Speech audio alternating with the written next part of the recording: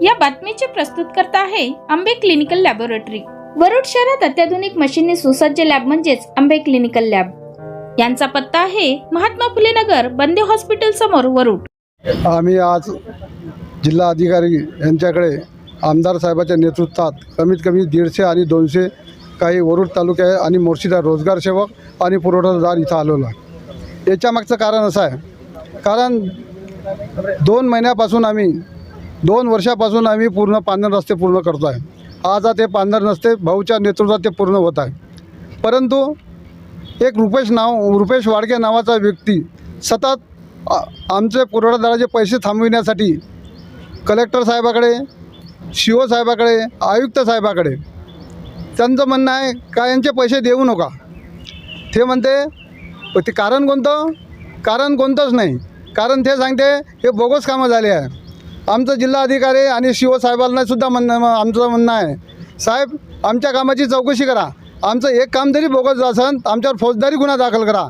पण जो आम्हाला सतत खंडणी वसूल करायची धमक्या देते, अधिकाऱ्याला धमक्या देते आणि आमचे बिलं थांबवण्याचा प्रयत्न करते, त्याच्यावर सुद्धा फौजदारी गुन्हा दाखल झाला पाहिजे, अशी आमची सगळ्या वरुड मोर्शी पुरवठादाराची मागणी आहे। कारण पावसाळ्याच्या आधी ही कामे पूर्ण झाली पाहिजे, अन्यथा ही कामे पूर्ण झाली नाही तर शेतकरी त्याच्यापासून शेतातला माल काढता येणार नाही। हाच उद्देश हा राजकीय लोकांचा आहे आणि म्हणून आम्ही आज त्याचा निषेध करण्यासाठी आणि त्याच्यावर फौजदारी गुन्हा दाखल करण्यासाठी आम्ही आज इथं जिल्हाधिकारी आणि CO साहेबाला आणि यानंतर आम्ही भाऊच्या नेतृत्वात काल मुख्यमंत्र्याला सुद्धा भेटलो आणि त्यांना सुद्धा आदेश असाच आदेश दिला, जो कोणी ह्या पांढर शेत रस्त्यांमध्ये आवडकाठी करण्याचा प्रयत्न करत असेल त्याच्यावर फौजदारी गुन्हा दाखल झाला पाहिजे। आणि आमच्यापासून काही चुका झाल्या असेल किंवा आम्ही त्यांचं म्हणणं आहे आम्ही काम न करता बिल काढलेलं आहे, असं वरुड आणि मोर्शी तालुक्यात एक जरी काम असेल तर आमच्यावर सुद्धा तो गुन्हा दाखल झाला पाहिजे।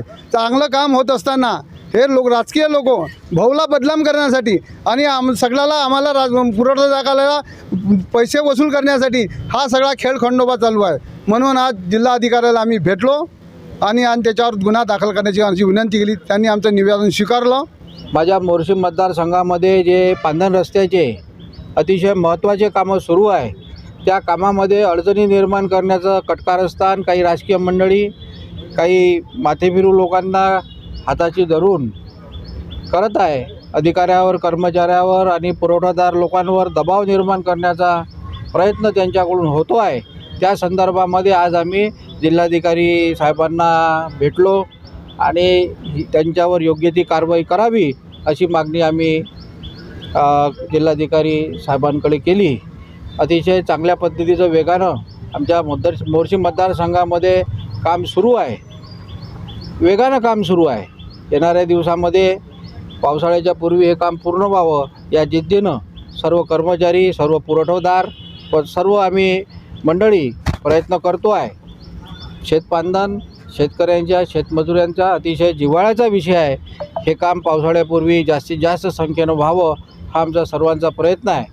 परंतु काही लोकांद्वारे खंडणी मागणं, अधिकाऱ्यांना परेशान करणं आणि पुरवठादारांच्या बाबतीमध्ये वेगवेगळ्या तक्रारी करणं अशा स्वरूपाचं काम केलं जात आहे। त्यांचा उद्देश माझ्या मतदारसंघातले कामं बंद पडावे आणि या लोकांना त्रास जर दिला तर हे सगळे कामं बंद करतील आणि एक अतिशय जिव्हाळ्याचा प्रश्न हा आमच्या या मतदारसंघामध्ये अंधांतरी राहिला पाहिजे असा या लोकांद्वारे प्रयत्न केला जात आहे। त्या संदर्भात माहिती देण्यासाठी आम्ही जिल्हाधिकारी साहेबांची भेट घेतली आणि ज्यामुळं यांच्या तक्रारीमुळं कामावर कोणताही परिणाम होणार नाही असा शब्द आम्ही जिल्हाधिकारी साहेबांपासून या घटकेला घेतला। काही राजकीय मंडळी म्हणजे कोण?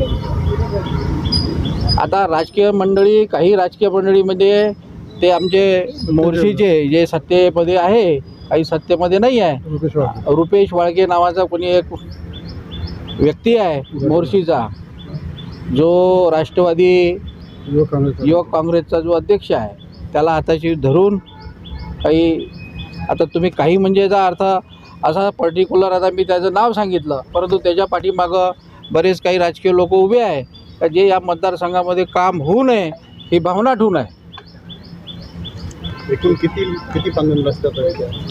जवळपास माझ्या मतदारसंघामध्ये 200 ते 250 पांढर रस्ते या उन्हाळ्यामध्ये पूर्ण होतील असा आम्हाला विश्वास आहे।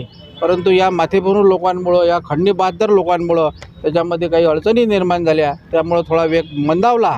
तर ही बाब आम्ही अधिकाऱ्यांच्या, जिल्हाधिकारी साहेबांच्या कानावर टाकण्यासाठी या ठिकाणी आलो.